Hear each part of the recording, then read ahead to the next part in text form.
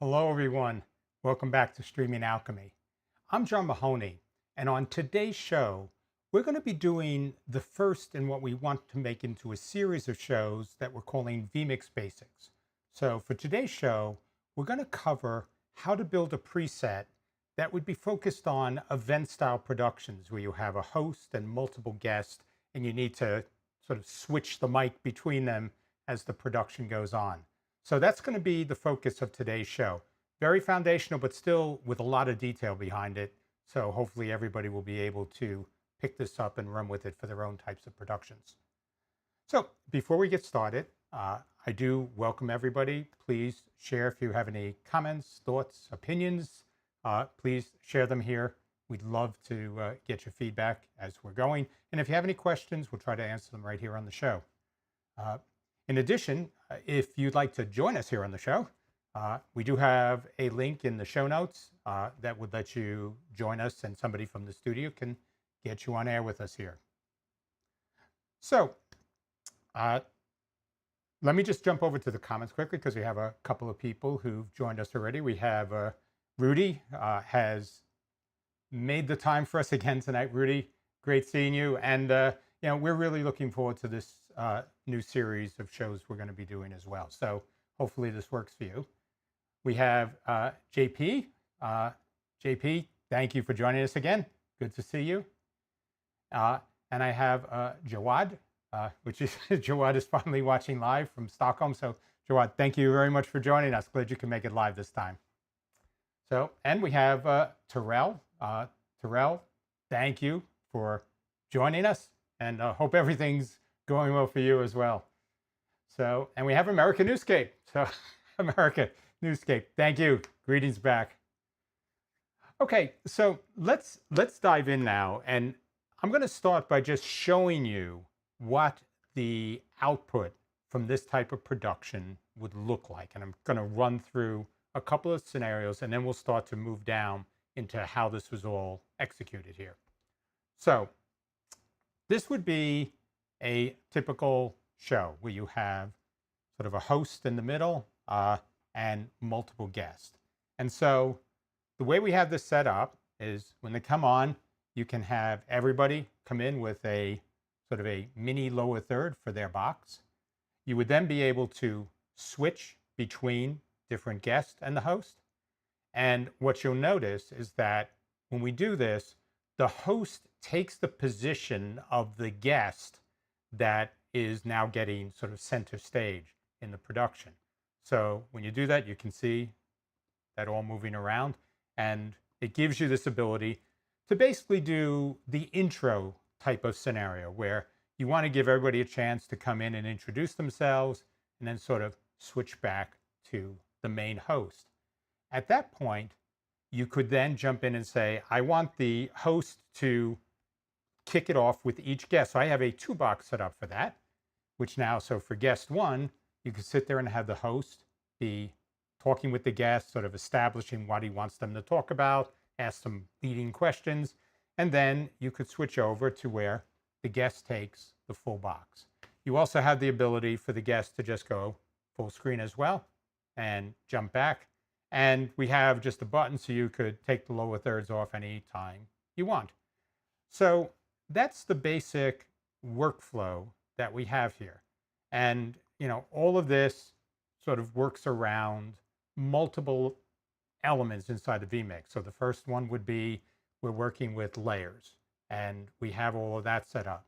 We're working with some very basic scripting. So I don't want to, the point in this vMix Basics was to do things that would be easy to implement and execute. So we really have just what are dynamic scripts with multiple shortcut calls in them. And that's all we did here. So no big logic or VB.net or any of that. The other thing we have is we're using the merge capability. So as a transition merge, we'll actually do things dynamically when you move guests around. So that's the other piece we're using. And finally, we're using GT Title Designer to manage all the titles that we have up under the guest in all the different scenarios that we have. So let me see, we have a few more people that joined us. So before we get into this, let me just say hi to them. So we have M West CC giving us an hello from Texas. So hello back. We have Wolfgang, regards from Germany. So Wolfgang, thank you for joining us. And we have Philippe from Bordeaux. So Philippe, thank you. Okay, so in setting this up to get all these things connected, we have a pretty linear vMix session. So let's just start to take a look at how we have this set up.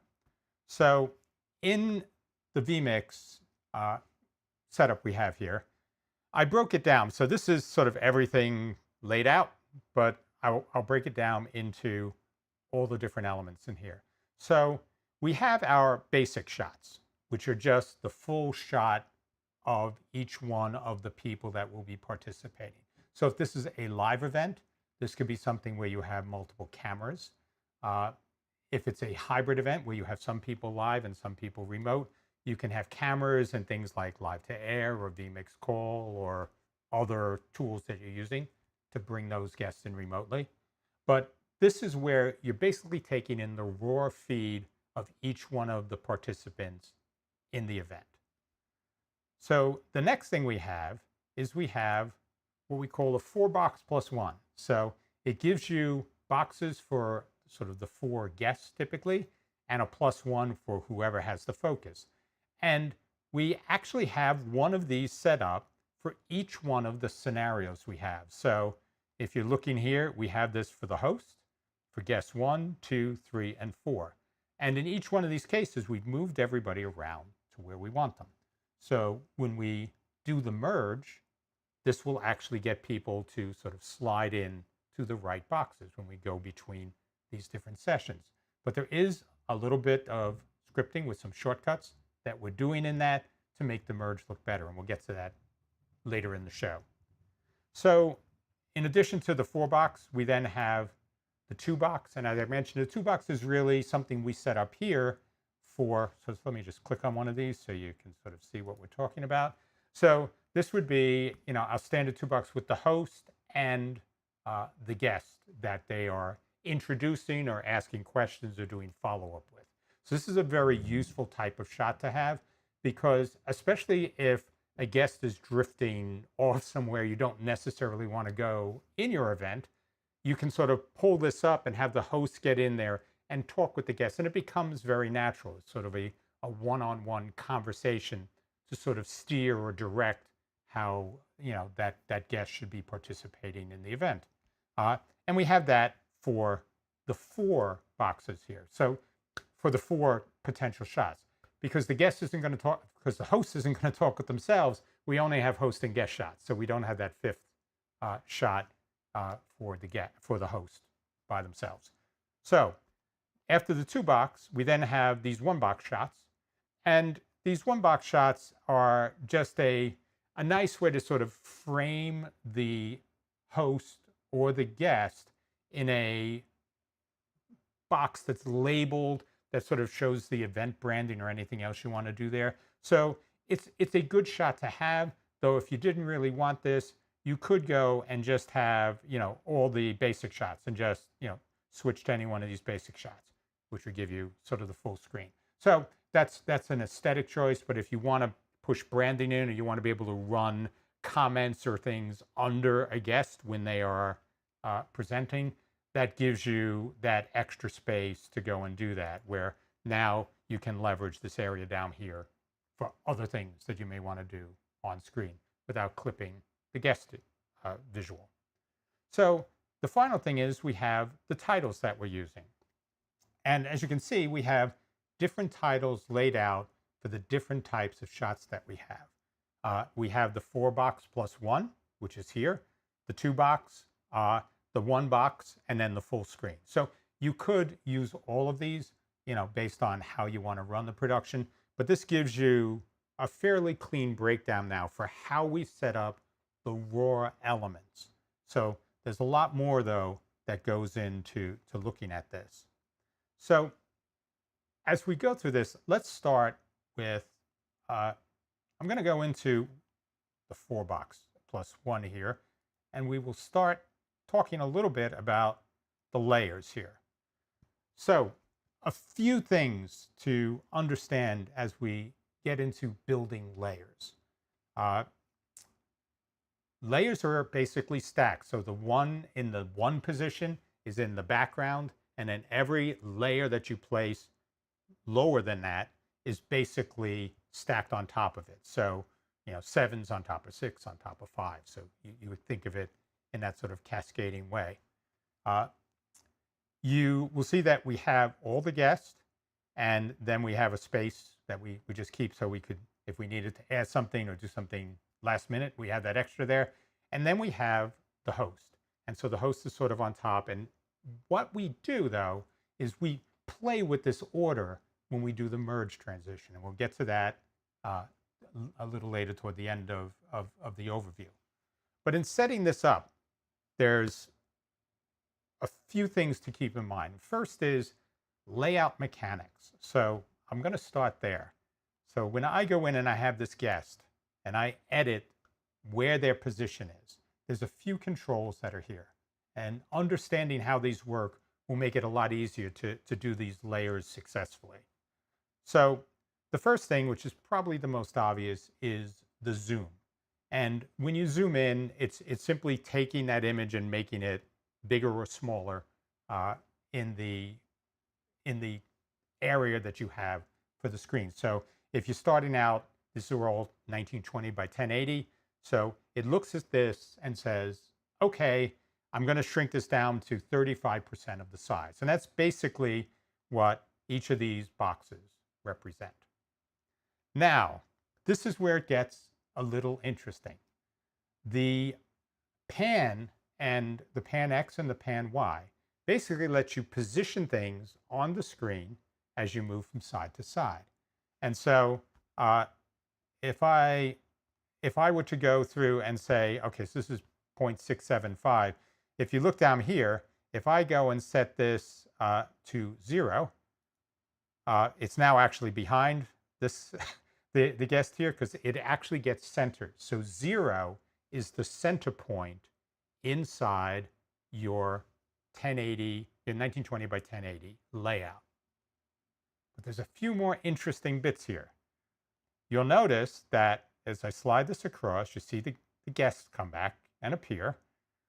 But what you'll notice is that I can keep going and I can go all the way down to -2. So let me talk a little bit about how we have that set up. So, because that's an interesting piece. So let me sort of put this back to where it belongs. So the way the screen layout works when you're doing positioning is that the center of the screen is 0, the left edge of the screen is -1, and the right edge is +1. So you say, why are we having a -2 to a +2? The reason is everything inside of positioning is done from the center of the object. So regardless of the size, regardless of the scale, the center of the object starts at 0, 0. So 0x, 0y. And as you move that, if I moved it all the way to the edge of the screen, -1, half of it would still be on the screen because it's moved the center point to -1. And so that -2 gives you the ability to take and move the entire object off the screen. So if you think about it, the object from -1 to 1 when it's on the screen, that 2 is the full size of an object. It's from -1 to 1. So it's 2 units in vMix numeric measurements here. So when I slide it to -2, what I'm basically doing from that center point is saying, I move it to the edge of the screen, then I move that second half off the screen. So it gives us that ability to completely remove objects from the screen, either up or down, up and down, or right to left. So that's very important context. When you start to do these layouts, you get to understand that. The other thing that we have here is we have the ability to do rotate. And rotate is a 2D rotate, so it's this way. You're not doing some sort of fancy rotation in 3 dimensions. This is simply doing that. So how could this be interesting? Say I wanted to do something where I'm introducing guests and I want it more of that sort of photo laying out on a, a desktop kind of. I can do that, and rotate would give me that ability. And you can do that for each one of these layers individually. But that isn't what we were looking for. So the next piece, now that we understand positioning, is cropping. And something that can be confusing is that cropping is completely independent from zooming. So vMix tends to think of every object as being the full size of your production resolution. So in this case, it's 1080.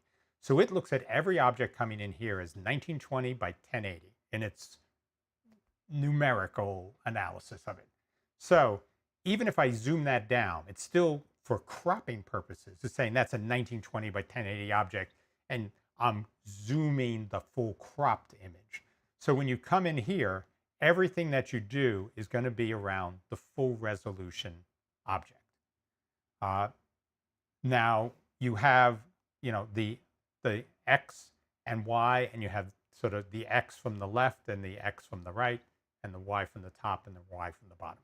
So that gives you the ability to do off-centered crop. So it's not just a clean centered crop. You could just take off part of, the left part of or the right part of a image and work with that. There is one caveat to this that I'm going to point out here, and let me do that. So I'm going to add to demonstrate this. I'm just going to add another layer here. Let's see, do I have? Oh, I don't have this, but I'll do it. I'll describe it without bringing an image in.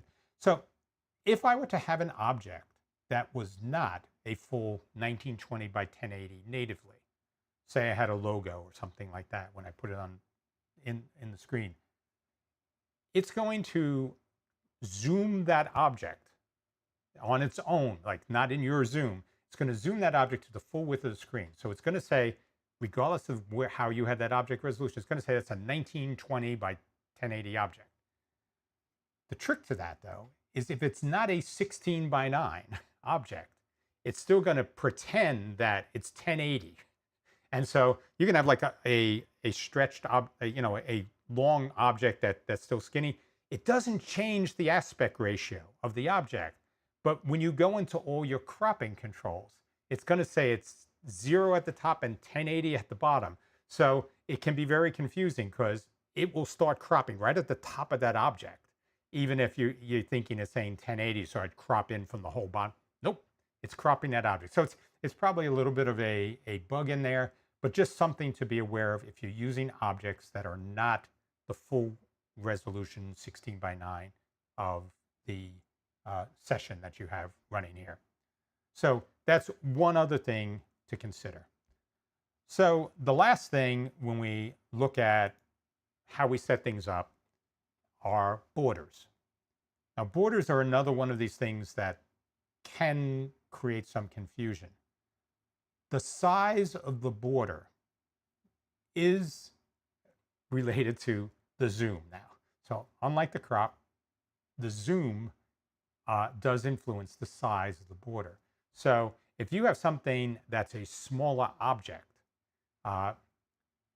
it will take, and you say I want a 10 pixel border with a 5 pixel curve. When you put that in and zoom that down, you get this tiny thin little border because it's got no depth. That pixel width has been scaled along with the image. So you have to think of that if you're going to have images that are always going to be a smaller size in their position, then you need to sort of adapt to that. So you set the border sizes correctly. It isn't something that probably will impact you because a lot of people just do this visually. But if it's something you're measuring out mathematically, keep that in mind, that the size of the border is impacted by the zoom scale inside the image. Okay, so that's everything I really wanted to talk about for layouts. But if you think about how to apply this now, If you're doing, multiple boxes across a screen, you want to center them sort of like minus zero point 0.5 at 50% will center it on the left half, and 0.5x at 50% will center things on the right half. So as you start to think through this, that's how you can start to figure out how to do your positioning. And almost always when you set these things up, this is a pen and paper kind of thing. Go in there, do your calculations, line them up so everything is going to be sort of crisp edges.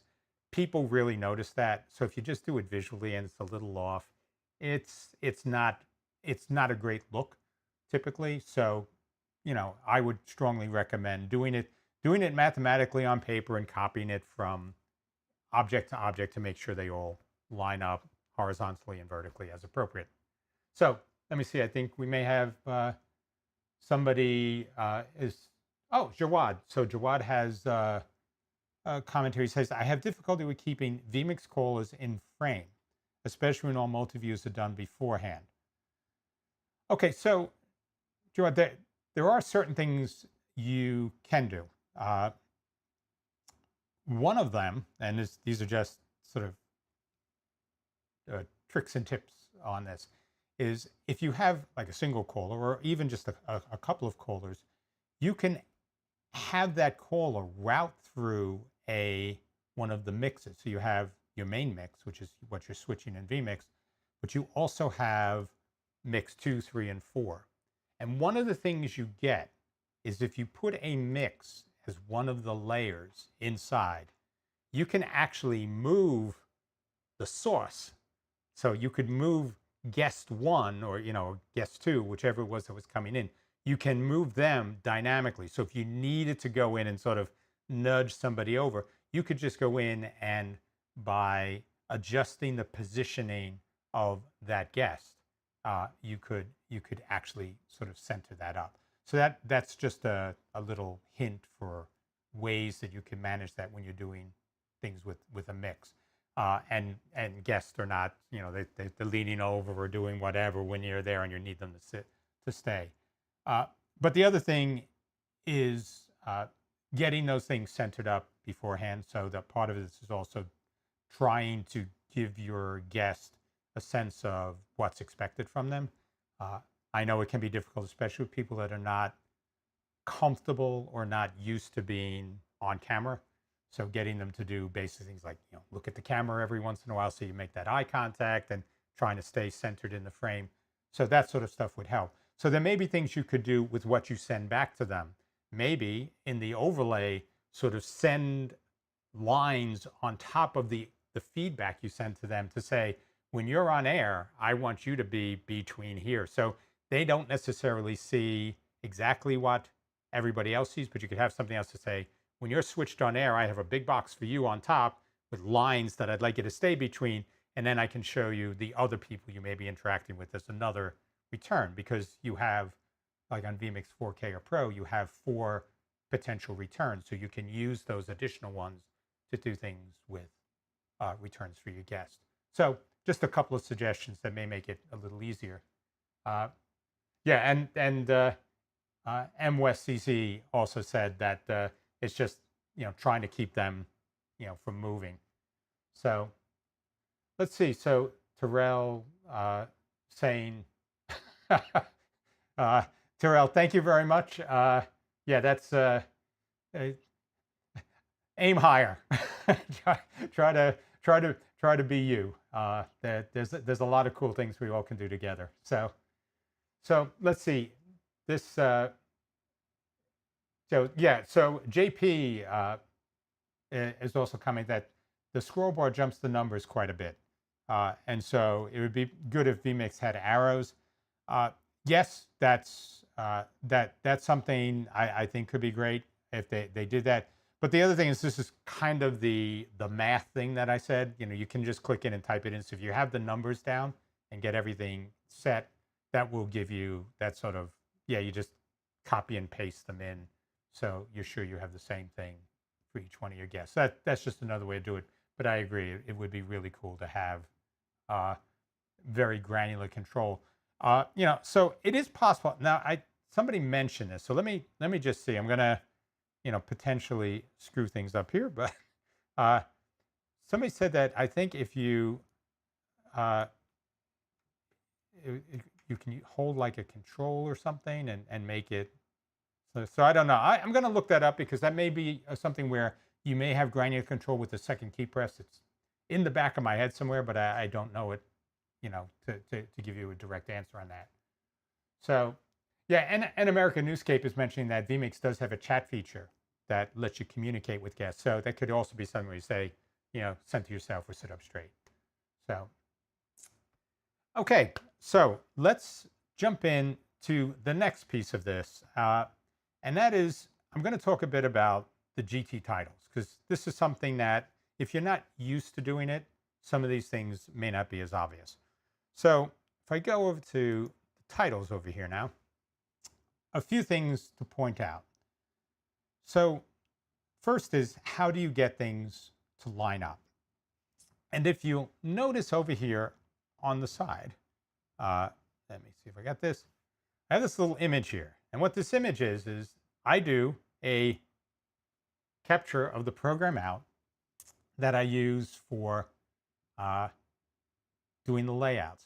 So I basically come here and I have this now as a backdrop to line everything else up with. And when I set this all up initially, I just do what I need to get all the text and everything lined up. And then I just turn it off when I'm ready to export and save this to bring into vMix.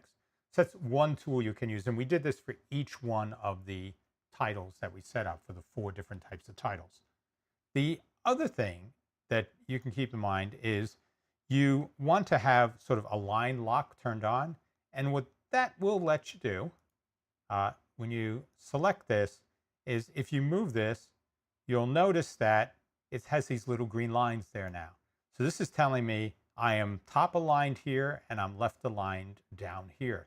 So this is another way that you can make sure as you position these things, you get them exactly where you want. And if I move one because I want to make a slight adjustment, I can now get the corresponding ones horizontally and vertically lined up.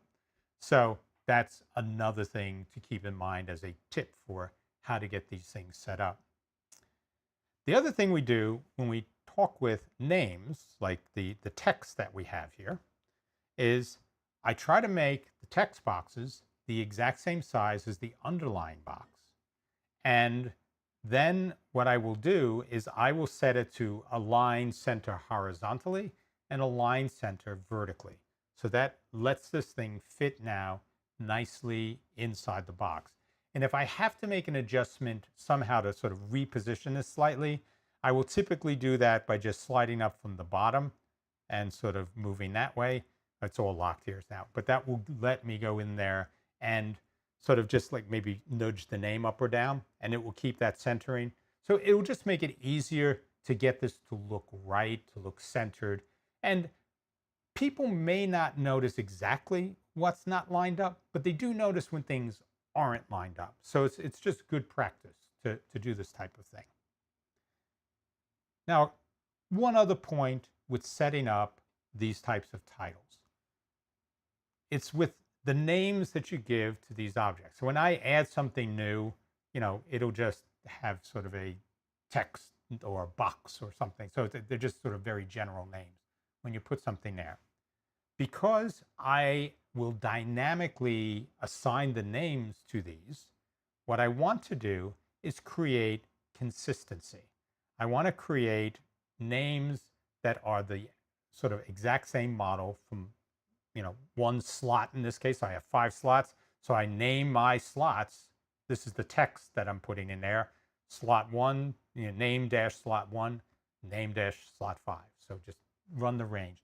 That way, when I go and I do each one of the shortcuts to send the names to those specific text blocks, I'm using a consistent naming scheme, and it makes things much easier for me to track and debug. But the other thing that I do is that when I go from the 5 potential positions here to the two box where I only have two potential positions, the names are identical. I just have name dash slot 1, name dash slot 2. And this gives you the ability to take the shortcuts that you were using and still use them, because it doesn't matter. All I have to do is say, assign it to this particular, you know,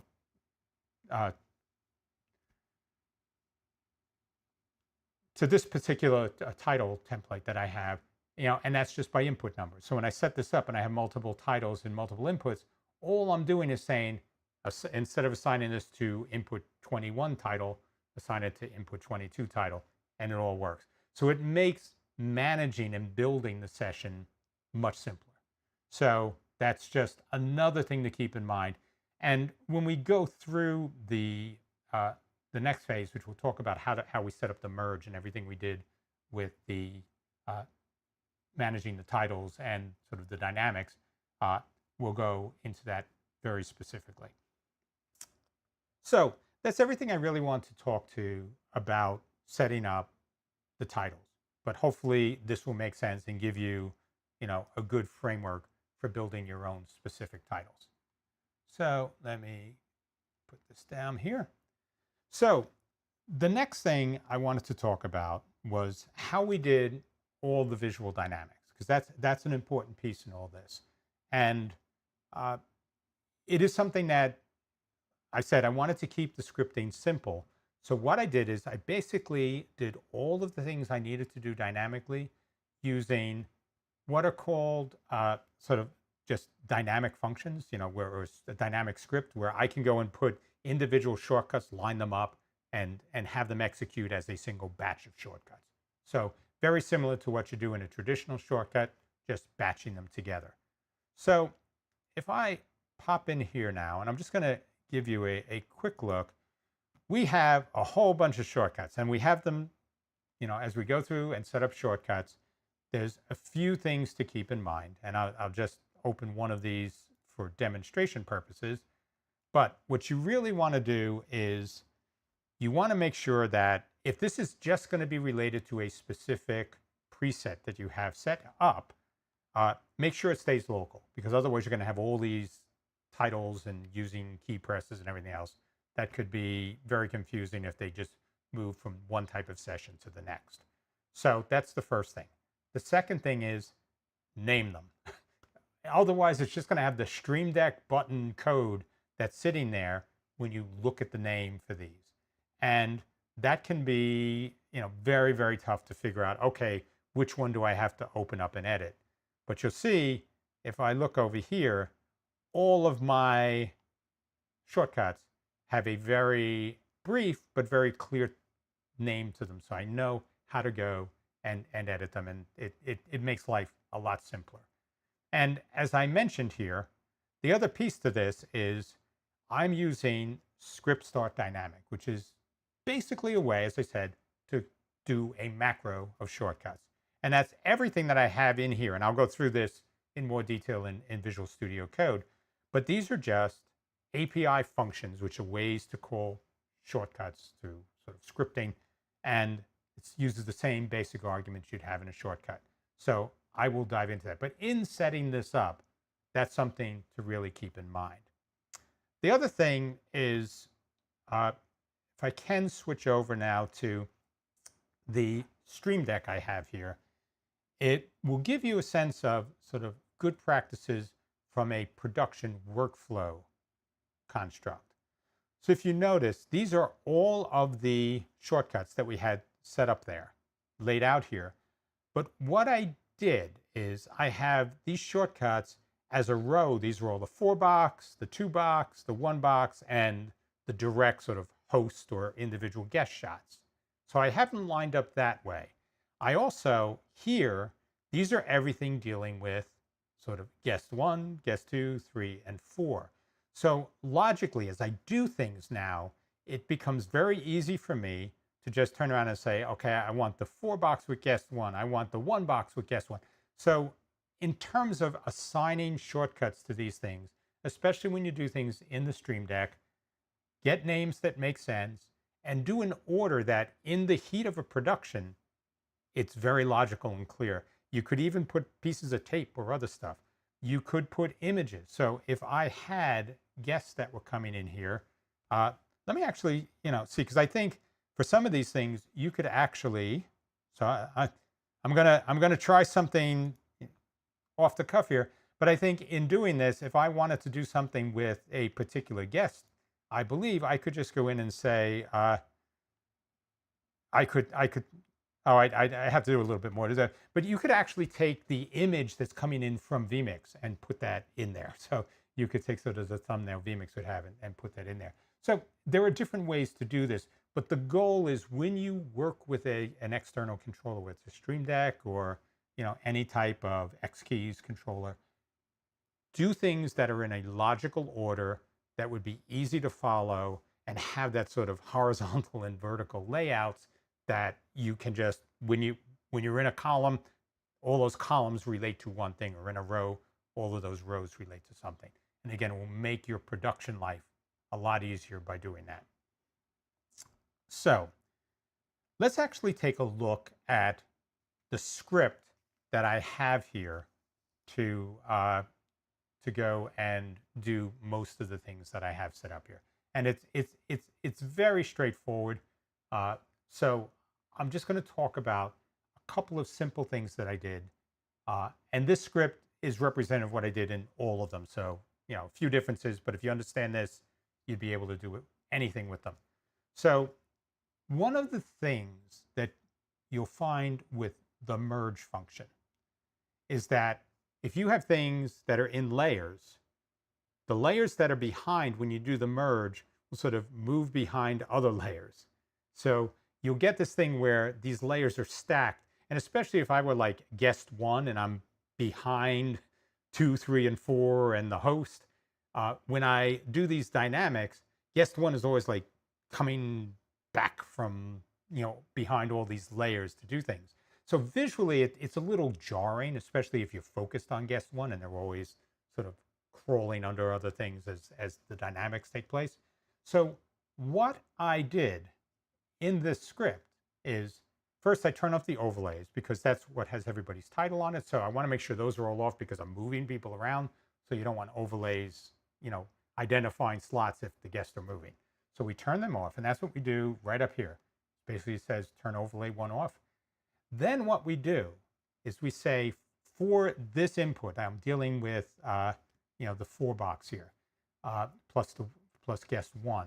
So what I'm saying is take this input and move guest 1, which was, if you remember when we set this up, that was the second layer. So the background layer, then we had the second layer, which was guest 1 and stacked up. What I'm doing is saying, move that on top of the host. So this move input 7, value 2 to value 8 is saying in the layers, change the layer order. So take what was in layer 2 and move that with all its settings, with its position, its crop, its border. It's going to move all of that to layer 8. So when I do the merge now, that's on top and it looks nice. And it will be consistent for everybody because I'm doing the same thing for guests 2, 3, and 4. So this means that the visual look will be consistent for all of the guests. And that will give you a very clean layout. And so I move it up. I then put the second thing. So this is for, I'm putting preview 8, which is I believe the 2 box here. So I'm, no, it's not the 2 box. It's the 4 box with the guest 1 in it.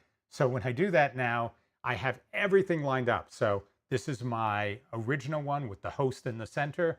This is in preview now is my second one with the first guest in the center.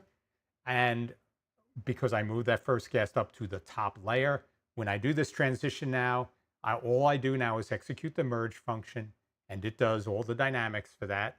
And it looks nice and consistent because that guest 1 stays on top and moves above everything else that's in the frame. So I give that a chance because this is dynamic.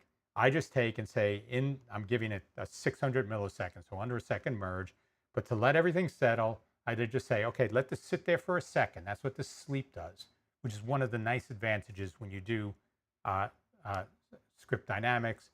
you can put sleep in there, which gives you a little bit of a pause. So very helpful. And then what I do is I go and say, okay, now move that guest layer, guest one, back to layer two inside the layers we have, because we want it back there in the beginning. We don't want to sort of mess up and lose layers because we overwrite layers and stuff like that. So if you move the layer, move it back when you're done handling this. And then we just go and we set the text for each one of the overlays and turn the overlays back on. And this comes back to why I mentioned name everything the same, because that means this script that we have set up here doesn't matter if I just have 2 slots or I have 5 slots. I can basically reuse this, and it's consistent across all the title templates. All I need to do is change the input, which is the title that I'm going to be impacting here. And so this is really all we're doing to create the dynamic look and to do the titles and have those titles move around with the different participants on screen. And it's pretty straightforward, even though it's sort of a step beyond just basic. Everything you're doing here is individual function calls. So there's no scripting logic at all in here, just a linear set of functions you want to execute. And this will give you a really clean look for what you want to show in an event style production. So there's one other thing though that I want to touch on here, and it comes down to how I decided to do something with the layers. So let me jump into this 4 box here, and you will see when I set up the layers, one of the things I did is I used layer 1 to put my background image.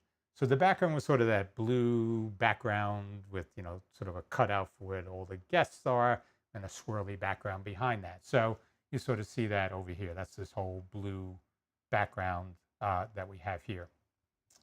So the reason I do this way is it can make rebranding this for different productions dramatically easier.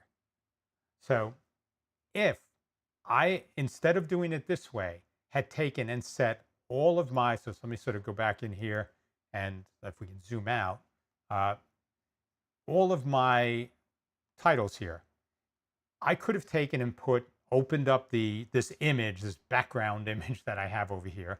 I could have opened that up and then put all the layers on top of that. But if I wanted to rebrand it, that would mean I'd have to go in and change all of these.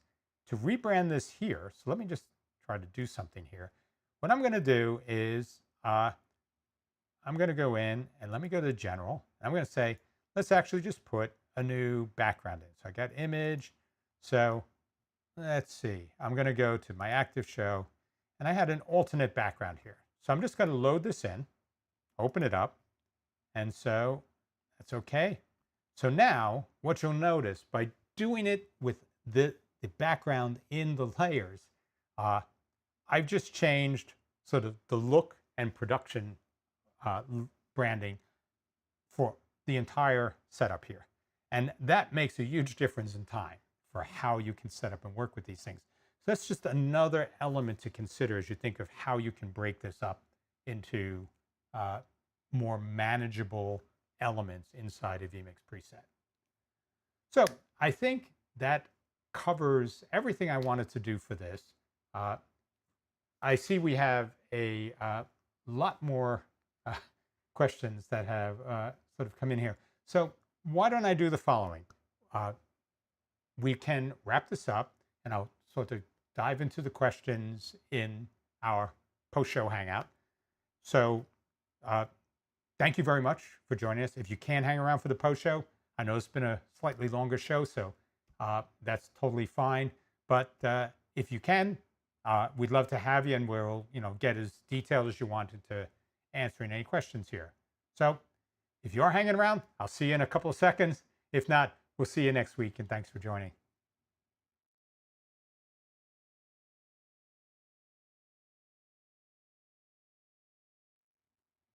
Hello, everyone. Welcome back to the post show. So there were a few more questions here, and I wanted to make sure we touched on them here. So the The first one is from JP. He actually said, decide in advance if you want guest, landscape, or portrait. So that is that is an interesting point. So you can take feeds from guests that are uh, sort of 9 by 16. So if somebody had their phone or something, you could have them if they were all going to be, in vertical boxes like that. You could have them set up and just use their phone if that's the way they were joining, and you would get that. But inside of vMix, it will still consider that as sort of a 16 by 9, and so you'd have to do the cropping to get it into that image space. So you don't get a 1920 resolution. You still have sort of a 1080 resolution on that with the crop sides, but it could be something where the guest can fit in more easily. vMix itself right now can't set up a session, sort of a preset with a 9 by 16 aspect ratio. So if you were doing shows that you needed to stream at 9 by 16, like if you're doing something for TikTok or for Facebook where you wanted to do it, sort of that off aspect ratio, vMix doesn't let you do it directly. There are some ways you can make that happen. But that is, you can work with people even if they're coming in that portrait mode, and it doesn't really matter because your production will still stream at 16 by 9, and you're just cropping in on that. So Jawad is saying, how can I get by this vMix preset with the scripts for the Stream Deck? Well, Jawad, we're actually going to try to put this up so there's no purchasing it. This isn't something we're selling.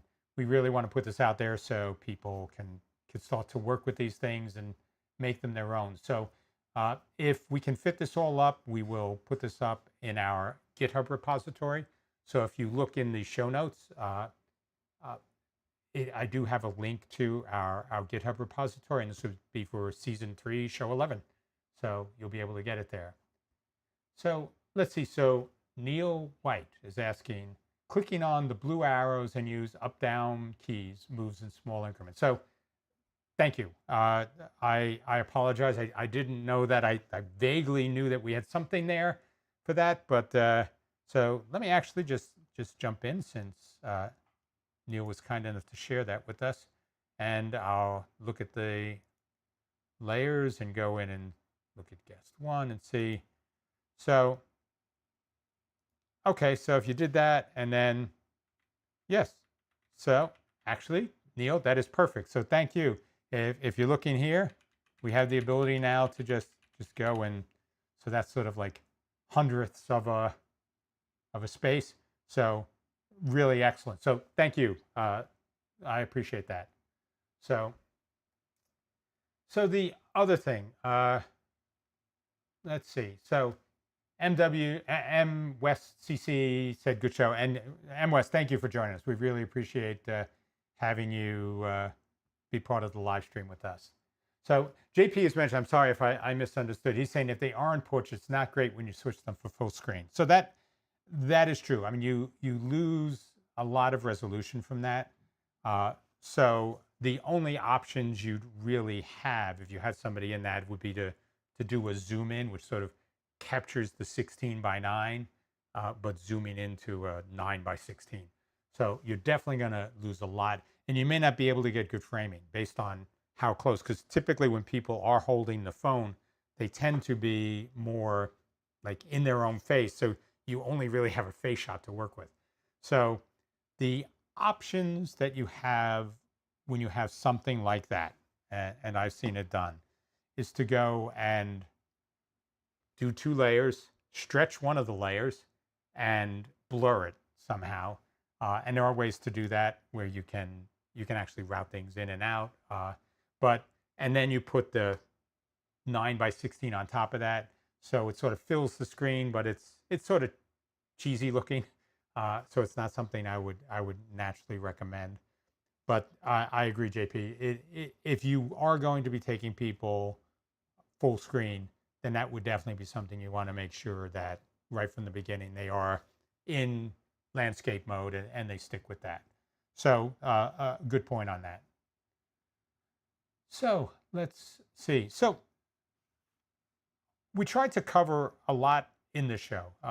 There's a, oh, wait a second. Oh, so JP's just talking about, he says he quite often guests don't know how to switch off auto lock on their phones to auto rotate.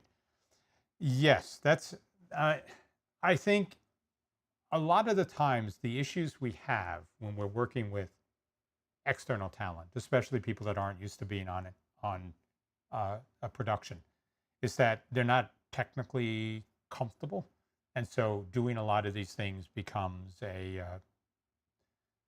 challenge for them.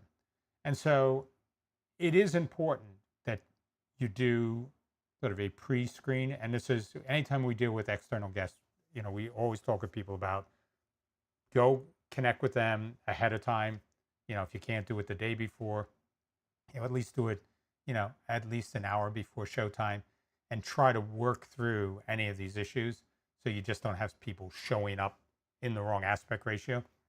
And you can at least work through this. And probably things like your iPhone and your Android phones. Android will have similar ways to go off of lock rotation the same way the iPhone does. So you probably could even do it in a one-page flyer for, if you're going to join the show, things to keep in mind. But I agree with you. It can be challenging when you work with external talent that isn't necessarily technically comfortable. So let's see. So American Newscape. So he just said, this show will really help me enhance our multi-panel vMix sets. So, I mean, I'm glad. This is just an example. We're not using this as sort of a style template, but hopefully as sort of a production model where you can move guests around and do that. Hopefully this will help with some of the things you're doing. If you have something, I'd love you to, to share that with us, and we could see exactly how you apply some of these things, and maybe there'd be stuff that everybody could learn from some of the things you're doing. So definitely would be interested to see that. So we also have, Will Kinder. Will, thank you for joining us. Didn't see you here before. So he says, I have a different workflow where I create a PNG with windows cut out and place the callers behind us. I get this isn't a great for the merge though. So that's correct. So there's a few things that happen in the merge, and none of them are 100% perfect. So if you have that happening, there are some things you can do. So if you are doing things where you have these windows that are cut out, if you think of how I talked about having the layers, you could actually flash something in the layers to to cover transitions and other things.